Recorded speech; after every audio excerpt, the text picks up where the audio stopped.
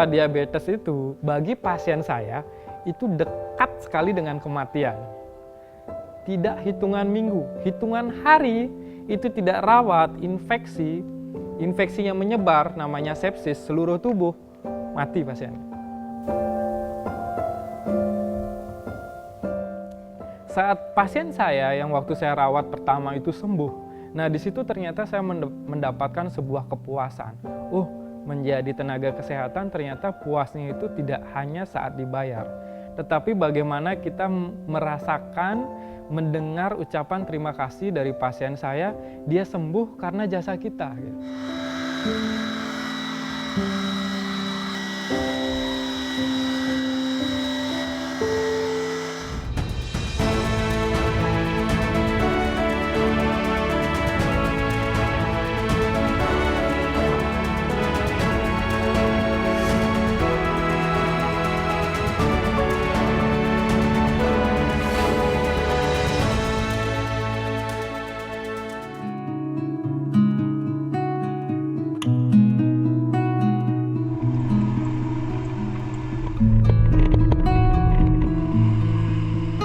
Pagi yang sibuk bagi Imade Adityastana dimulai saat ia harus mengunjungi satu demi satu rumah pasiennya.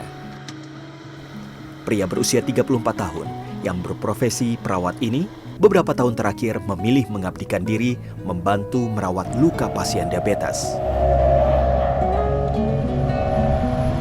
Hampir setiap hari, Adit berkeliling ke pelosok desa di Kabupaten Buleleng dan Kota Singaraja, Bali. Ia menemui pasien diabetes yang pada umumnya lansia dan berasal dari keluarga prasejahtera.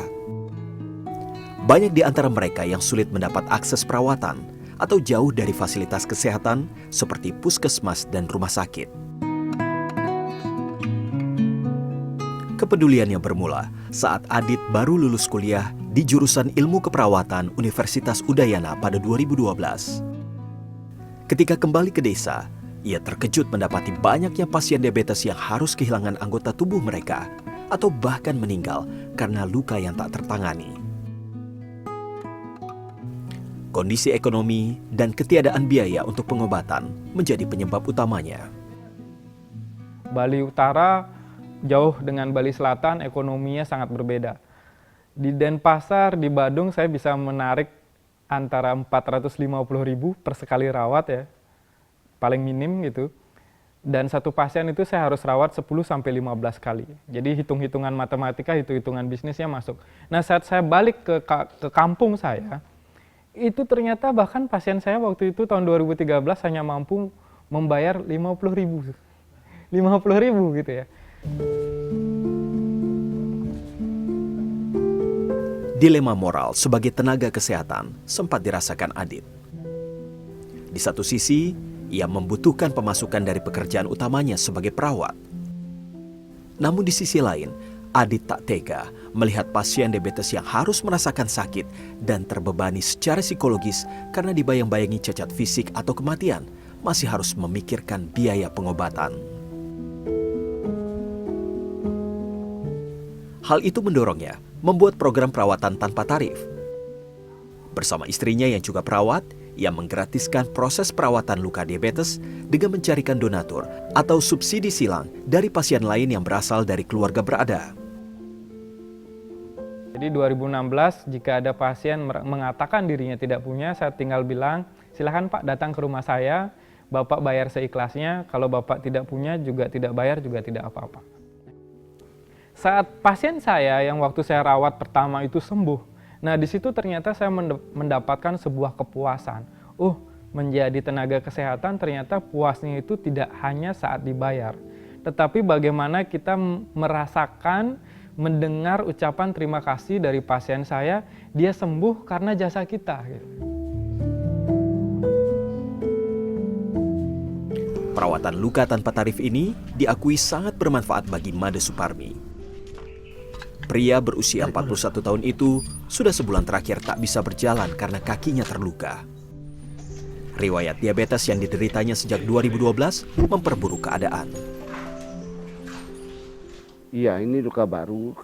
Awalnya tertusuk duri, terus mungkin karena penyakit diabetes ini rasanya itu, rasa sakit itu sedikit sekali terasa. Terus durinya itu masih itu dah akhirnya infeksi dia. Minyak zaitun malah. Ya. Kadang-kadang liu pasien. Suparmi bercerita, gaya hidup yang tidak sehat seperti kerap mengonsumsi minuman beralkohol dan soda membuatnya harus menanggung penyakit diabetes mellitus. Ia sempat kelebihan berat badan hingga 80 kg dan memiliki kadar gula darah hingga 500 mg per desiliter. Pada umumnya, orang dewasa memiliki kadar gula darah 90 hingga 100 mg per desiliter. Saya dulunya sih orangnya senang hura-hura ya. Jadi tanpa sadar sampai saya terkena diabetes. Awalnya saya itu sering kehausan, terus kalau malam-malam itu kencing banyak, sering sekali kencing. Kini, Suparmi harus rutin merawat lukanya setiap hari. Namun karena tak bisa bekerja, ia mendaftarkan diri ikut program perawatan luka tanpa tarif. Jumlah pasien diabetes mellitus di Bali seperti Made Suparmi bahkan tak terhitung oleh jari. Berdasarkan profil kesehatan Provinsi Bali pada 2020, sebanyak 52.282 warga menderita diabetes mellitus. Adapun Buleleng menempati urutan kedua, daerah dengan penderita diabetes terbanyak di Bali setelah Kota Denpasar. Jumlah warga yang menderita diabetes di Buleleng sekitar 6.849 orang. Waktu saya kuliah diajarkan sama dosen saya, jika satu orang menderita diabetes, mohon maaf bapak atau ibunya, dia punya keturunan 4, satu orang diabetes. Itu dulu ya.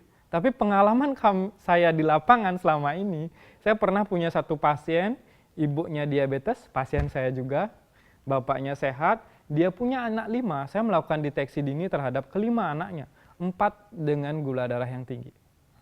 Nah, saya rasa ini seperti fenomena gunung es.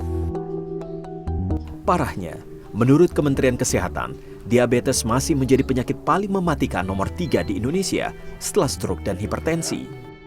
Diabetes juga menjadi salah satu penyebab cacat fisik terbanyak pada manusia selain kecelakaan. Sekitar 15-20% orang luka diabetes itu sangat berisiko tinggi diamputasi. Saat orang diamputasi, berarti dia tidak bisa beraktivitas. Tidak bisa beraktivitas berarti dia tidak bisa bekerja. Tidak bisa bekerja berarti psikologis akan terganggu.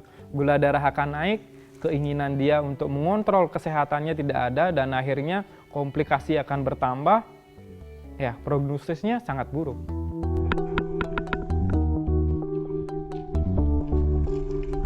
Mendengar kata akan diberikan kaki palsu saja, itu sudah dapat uang miliaran rupiah ya. Pak, nanti saya bantu kaki palsu. Hanya mendengarkannya saja itu sudah menjadi sebuah kebahagiaan yang luar biasa. Apalagi kita sampai bisa membuatkan kaki palsu dan dia bisa berjalan, bisa bekerja.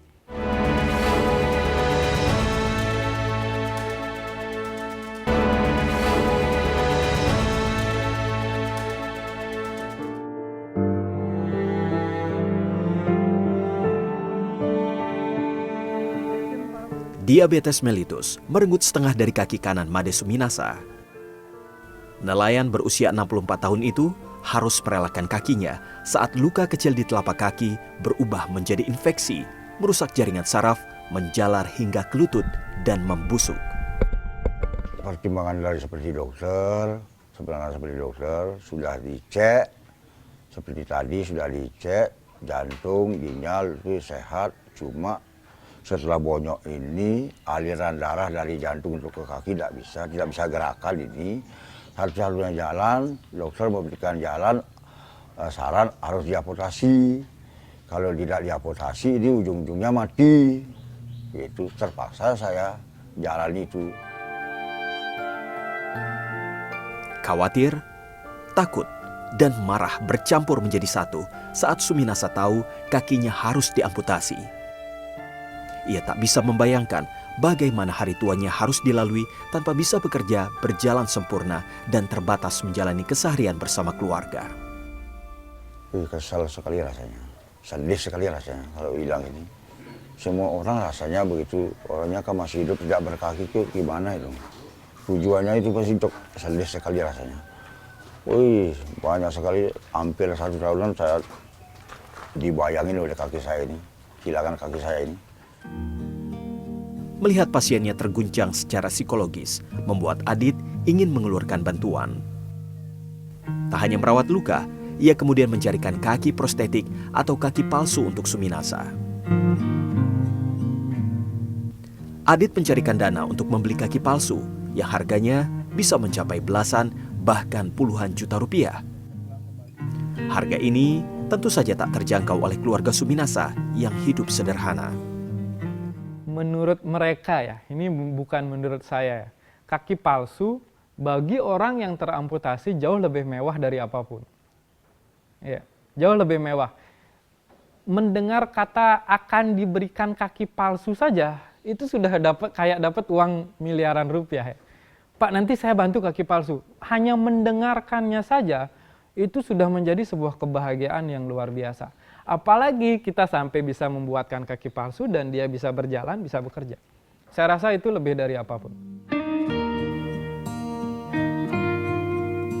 Bukan hanya Suminasa, Adit melihat ternyata cacat fisik menjadi risiko yang tak terhindarkan oleh pasien diabetes mellitus yang tak terkontrol. Hal itu membuatnya memutar otak. Untunglah, ia bertemu dengan Pande Beni. Rekannya yang berprofesi sebagai pembuat kaki prostetik ini memiliki visi yang sama. Beni pun memiliki pengalaman puluhan tahun membuat kaki palsu yang dipelajari secara otodidatik dari ayahnya. Jadi kendalanya adalah setiap kita ketemu pasien, itu kebanyakan mereka dalam kondisi ekonomi yang sudah habis-habisan juga. Tidak hanya dari psikologis maupun fisik, tapi juga secara ekonomi. Nah begitu juga dengan Adit yang merawat luka, bertemu pasien dengan kondisi yang sama juga. Akhirnya kita sepakat ini harus kita carikan solusi.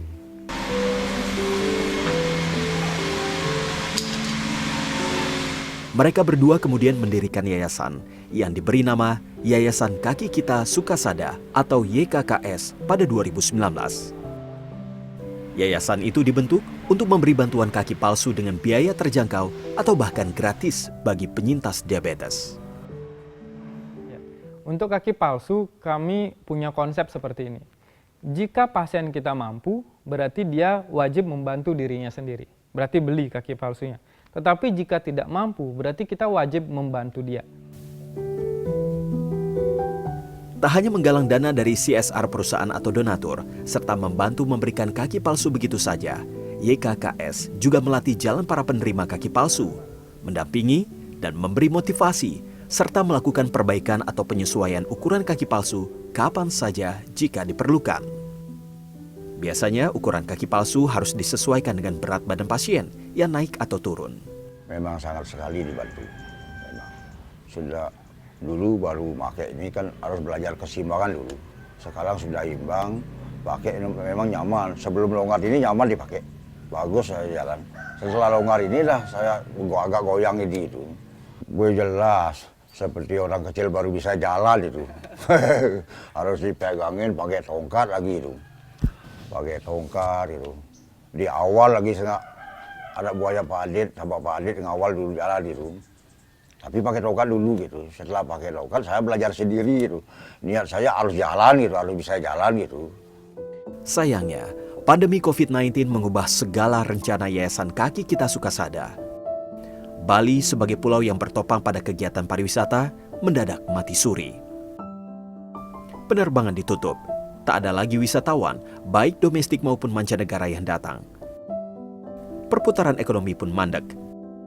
YKKS yang baru berusia 6 bulan terancam gulung tikar karena tak ada donasi yang masuk.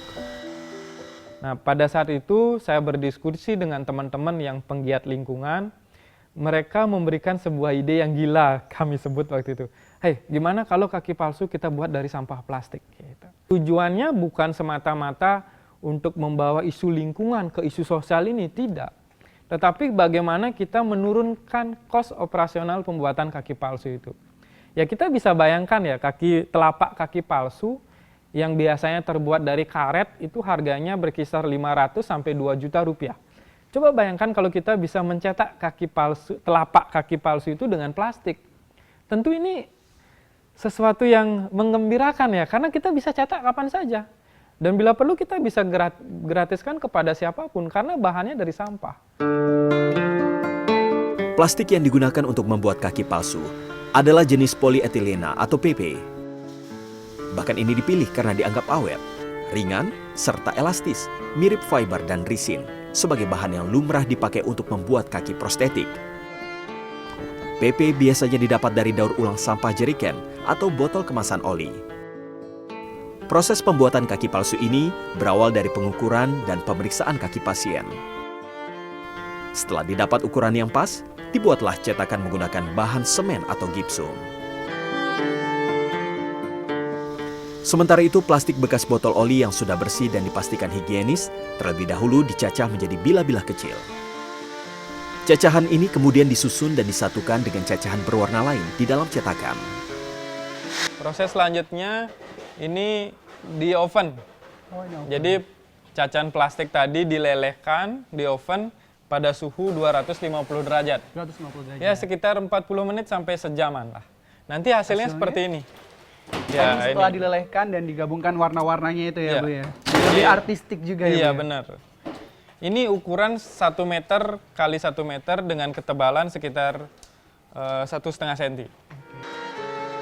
Papan plastik daur ulang yang menyatu setelah dipanaskan, kemudian dibentuk dengan menempelkannya pada cetakan semen.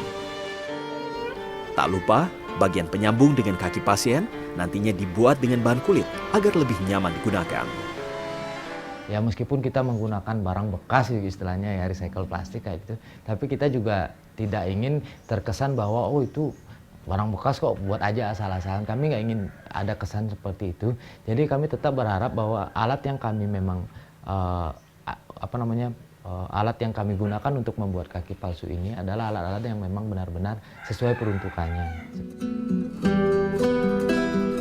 Sejak 2020, Yayasan Kaki Kita Sukasada telah membagikan kaki palsu berbahan dasar plastik daur ulang kepada 22 penyandang disabilitas yang membutuhkan secara gratis. Kaki palsu itu diklaim awet dan aman, tanpa efek samping yang dirasakan penggunanya. Namun, saat ini kaki palsu yang diproduksi masih terbatas untuk bagian di bawah lutut. Beni dan Adit masih membutuhkan dukungan riset dan pengembangan, serta alat yang lebih mutakhir untuk membuat kaki palsu di atas lutut. Mereka masih kesulitan membuat bagian persendian. Hanya saja, memang sih saat ini kendala kita dalam mengolah si jerigen bekas ini, si plastik sampah ini menjadi kaki palsu, kita masih terkendala di peralatan. Karena ya meskipun kami juga melakukan riset, tentu saja hal ini kan juga harus didukung. Apa yang kami lakukan di sini masih dalam tahap percobaan, tetapi kami sendiri meyakini jika ini lebih difokuskan lagi, diseriusin lagi, ini pasti akan jauh lebih sempurna lagi.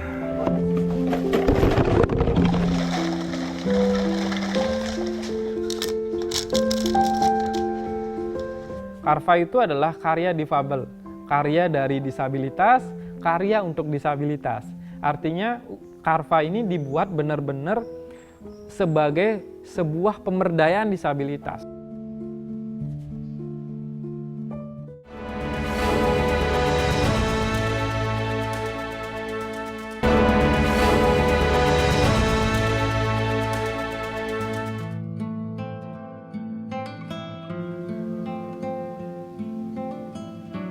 Pagi ini cukup banyak yang harus kita lakukan ya.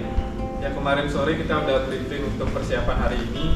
Sekali mendayung, 2-3 pulau terlampaui. Mungkin itulah peribahasa yang tepat untuk menggambarkan kegigihan pria ini. Sekali bekerja, 2-3 hal baik bisa diupayakan oleh Made Adityastana. Semoga diberi kelancaran. Selain bisa membantu merawat luka pasien diabetes, Adit berhasil menyalurkan bantuan berupa kaki palsu kepada pasien yang diamputasi atau penyandang disabilitas lain. Terlebih, bahan sampah daur ulang yang ia gunakan tentu saja bisa membantu menyelamatkan lingkungan.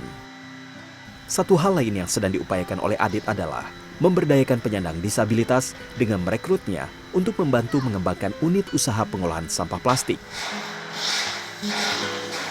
Seakan telanjur basah bermain dengan sampah, Adit kini merintis usaha mikro, kecil dan menengah pembuatan perabot dari plastik daur ulang, bahkan yang juga ia gunakan untuk membuat kaki palsu.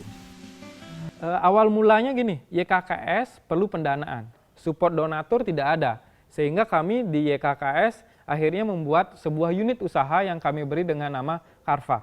Karva itu adalah karya difabel, karya dari disabilitas, karya untuk disabilitas. Artinya Karva ini dibuat benar-benar sebagai sebuah pemberdayaan disabilitas. Beragam perkakas seperti meja, kursi, dan wastafel diproduksi oleh para penyandang disabilitas ini.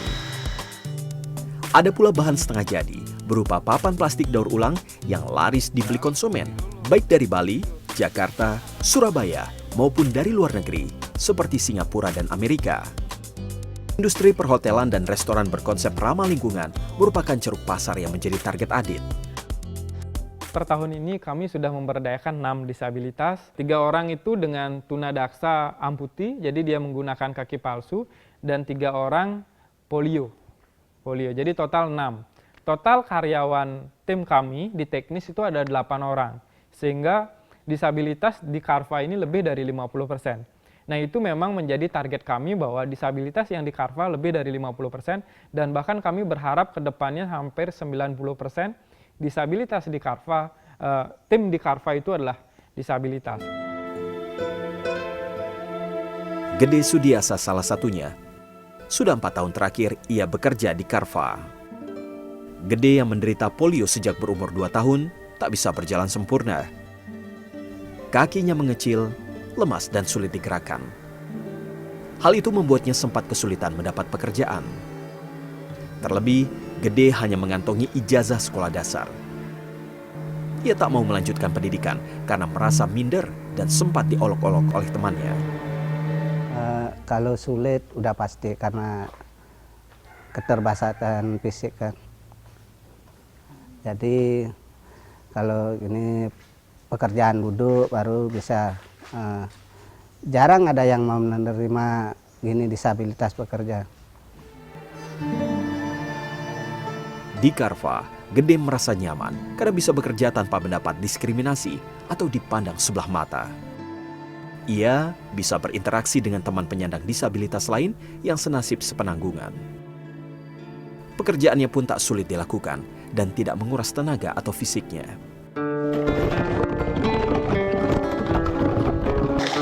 Saat ini, unit usaha Karva yang bernaung di bawah Yayasan Kaki Kita Sukasada dapat mengolah sampah dengan kapasitas 200 hingga 500 kg per hari.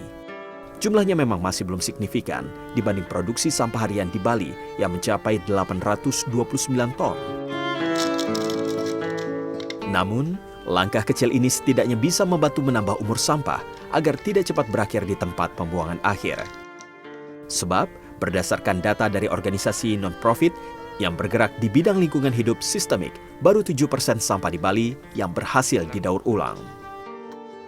Konsep yang dihadirkan oleh Karva ini sebenarnya sudah sesuai dengan konsep waste redesign dan repurposing, yaitu menambah umur hidup dari sampah plastik itu sendiri menjadi pemanfaatan yang lain. Ya, memang secara circular. Kalau ceritanya kita ngomong circularity, botol tuh harus jadi botol, kemasan harus jadi kemasan, itu nomor 1 dulu. Tapi ketika ini sudah nggak mumpuni atau udah nggak cukup, kita boleh dengan waste redesign tersebut. Selain bisa membantu memberi lapangan kerja bagi penyandang disabilitas serta melestarikan lingkungan, Karva mendanai program kaki palsu dan perawatan luka tanpa tarif dengan mengambil 10% dari keuntungan penjualan produk. Adit berharap kedua program sosial itu bisa berkelanjutan dan memberi banyak manfaat bagi yang membutuhkan. Kami tidak bisa merawat mereka seminggu, nggak bayar, gitu ya. Tapi kami harus merawat mereka 3 bulan sampai 2 sampai 3 bulan. Kalau kami tinggalkan di tengah jalan, Setelah kami selesai rawat, berarti mereka lukanya akan parah lagi. Luka diabetes itu bagi pasien saya itu dekat sekali dengan kematian. Tidak hitungan minggu, hitungan hari itu tidak rawat, infeksinya menyebar, namanya sepsis, seluruh tubuh, mati pasiennya. Jadi itu harus berkelanjutan. Hari ini saya rawat, lagi 2 hari saya rawat, lagi 4 hari saya rawat, dan nggak dibayar. Gitu. Pada akhirnya, kebahagiaan bukan tentang seberapa banyak balasan yang didapat Adit ketika memberi. Bukan tentang ganjaran apa yang ia terima ketika mengobati. Baginya, hidup bukan perihal mengambil apa yang telah ditebar. Yang membuat kita bahagia itu adalah saat kita bisa membantu orang berhasil, tapi kita sendiri lagi kesusahan. Di situ sebuah kebahagiaan yang berbeda ya. Berbeda dengan saya saat saya menjadi orang kaya gitu. Saya bisa kasih uang lu 2 juta, bahagia. Mungkin saya tidak akan mendapatkan sebuah kebahagiaan saat saya sendiri tidak punya, saya sendiri kelelahan, saya sendiri ditelepon oleh anak untuk jalan-jalan, tetapi saya lagi bantu orang dan orang itu bahagia. Nah, di situ sebuah kebahagiaan yang saya rasa sangat susah sekali dapat gitu ya. Berawal dari kepedulian kecil melihat orang-orang di sekitarnya yang membutuhkan pertolongan, Adit kini bisa berbuat banyak dengan tak hanya merawat luka dan menyambung langkah, tetapi juga melestarikan lingkungan dengan mengolah sampah.